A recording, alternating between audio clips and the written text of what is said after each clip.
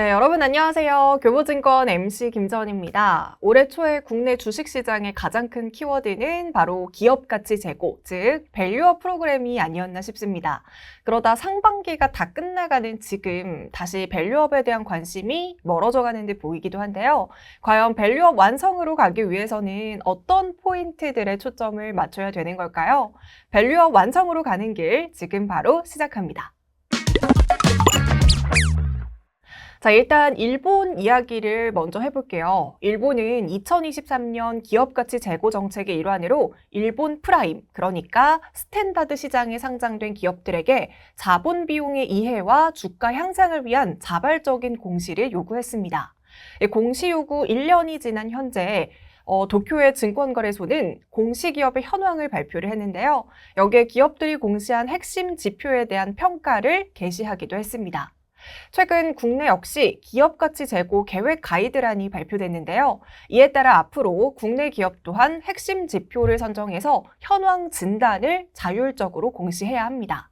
그래서 우리나라보다 먼저 기업가치 제고 계획을 공시하고 있는 일본의 기업 현황과 공시 내용에 대해서 글로벌 투자자들의 피드백을 살펴보겠습니다. 자, 일단 일본 기업들의 사례 중 자본 비용과 다각적인 분석과 관련해서 글로벌 투자자들의 긍정적인 피드백이 있었습니다. 세부 내용 살펴보겠습니다. 도쿄 증권거래소는 자본 비용과 관련해서 기업들이 공시를 할 때 단순하게 CAPM으로 산출된 자기 자본 비용을 공시하는 것을 넘어서 자본 비용은 투자자의 기대 수익률이라는 점을 고려해서 다양한 방법으로 자기 자본 비용을 계산하는 것을 권고하고 있습니다. 또한 회사가 인식하는 자기 자본 비용을 투자자들에게 인식시켜주기 위해서 자본 비용을 산출 시 사용된 모델 그리고 매개 변수에 대해서 구체적으로 공시하도록 요구하고 있습니다. 그리고 다각적인 분석과 관련해서는 기업들이 공시할 때 단순히 기업의 PBR 1배 이상인지 특정 ROE 수준 이상인지 확인하는 것을 넘어서 기업의 수익성과 시장 가치에 대한 매트릭스 분석을 통해서 회사 입장을 확인하고 수익성 그리고 시장 가치에 기여할 수 있는 요소까지 분석하는 것을 권고하고 있습니다. 자, 더 구체적이고 세부적인 요인까지 분석하고 있다는 것을 확인할 수가 있는데요. 그럼 우리나라의 경우에는 어떨까요? 2024년 5월 2일 기업가치 제고 계획 가이드라인을 발표를 했습니다. 주식시장에서는 기업이 자발적으로 기업가치 제고를 시행할 수 있도록 구체적인 정부의 인센티브와 페널티를 기대를 했었잖아요. 하지만 구체적인 당근과 채찍과 관련된 내용은 근본 가이드라인에는 발표되지 않았다는 아쉬움이 있습니다. 따라서 현재까지는 배당과 자사주 소각 등 주주 환원 증가액의 일정 부분에 대한 법인세 부담 완화, 그리고 배당 확대 기업 주주의 배당 소득에 대한 분리과세 등에 대한 지원 방향만 발표된 상황이고요. 향후 밸류업 세제 지원 방향과 같은 인센티브는 검토가 마무리되는 대로 세제 지원 방안을 발표할 예정이라고 밝혔습니다. 이 인센티브와 페널티 이외에도 이번 가이드라인에서는 기업가치 제고 계획 작성 방안에 대해서는 구체적으로 제시를 했는데요. 자, 작성 목차는 다음과 같습니다. 자, 이렇게 이 목차의 핵심 특징은요. 자율성, 미래 지향성, 종합성, 선택과 집중 가능성, 이 사회의 책임입니다. 자, 교보증권에서는요. 미래 지향성이라는 핵심 특징에 주목해야 된다고 판단합니다. 기업가치 제고 계획은 미래의 계획을 기업이 적극적으로 설명하는 것이 핵심이기 때문에 향후 투자자가 투자 시 기업의 현재 모습과 미래에 대한 정보를 다양하게 얻을 수 있기 때문입니다.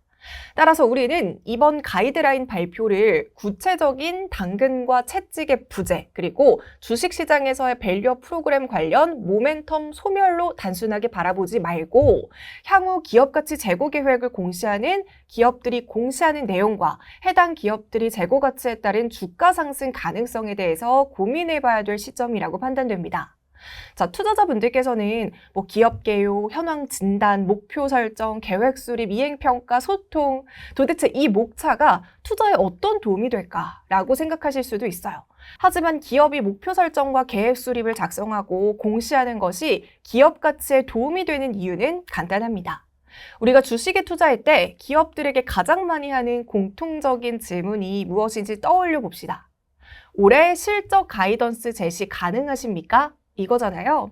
이 목표 설정과 계획 수립이 가이드라인에 따라서 작성이 되어 있으면 모든 투자자들이 앞으로 기업의 가이던스, 즉 재무, 비재무적인 목표와 함께 해당 가이던스를 달성하기 위한 계획에 대한 정보의 접근성이 높아지는 것이기 때문입니다. 앞으로는 이 가이드라인에 맞춰서 관련된 공시를 하는 기업들이 더 많아질 것으로 예상되고 있어요. 이 기업 밸류업 프로그램은 장기적인 관점에서 바라봐야 된다고 판단하고 있습니다. 이 기업 밸류업 프로그램은요, 한국이 오랫동안 문제로 여겨졌던 코리아 디스카운트를 해결하기 위한 좋은 방안 중 하나이고요. 또 두 번째, 일본 사례에서 보듯이 일본 정부의 새로운 자본주의 정책 또한 장기적인 추진을 통해서 완성도를 높여갔다라는 점에서 중요한 것은 속도보다는 방향성이기 때문입니다. 이에 따라서 앞으로 정부의 기업 밸류업 프로그램이 더 탄탄해지고 이를 통해서 기업 가치 제고로 이어지게 된다면 기업들의 적극적인 주주 환원 정책도 시간이 지날수록 더욱더 빛을 내지 않을까 싶습니다.